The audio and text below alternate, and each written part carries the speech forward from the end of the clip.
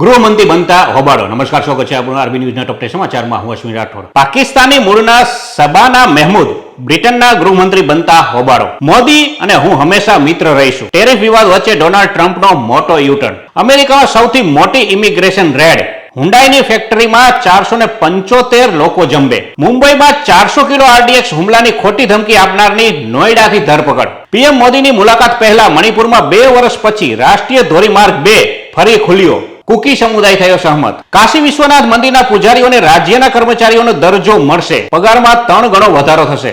અનુતીન ચારવિરાકુલ થાઈલેન્ડના આગામી વડાપ્રધાન બનશે. કેન્દ્ર સરકાર ઉપરાષ્ટ્રપતિની Z+ સુરક્ષા દિલ્હી પોલીસમાંથી CRPFને ટ્રાન્સફર કરવાની યોજના બનાવી રહી છે. અફઘાનિસ્તાનના વિદેશ મંત્રી અમીર ખાન મુત્તાકીની ભારત મુલાકાત હાલ સ્થગિત કરવામાં આવી છે. US ટેરિફ સરભર કરવા માટે GST દરમાં ઘટાડો કરવામાં આવ્યો છે. નાણામંત્રી નિર્મલા સીતારમણ. તો આ તારના ટોપ 10 ન્યૂઝ અને હું હતો આપની સાથે અશ્વિન રાઠોડ. જય હિન્દ, જય ભારત.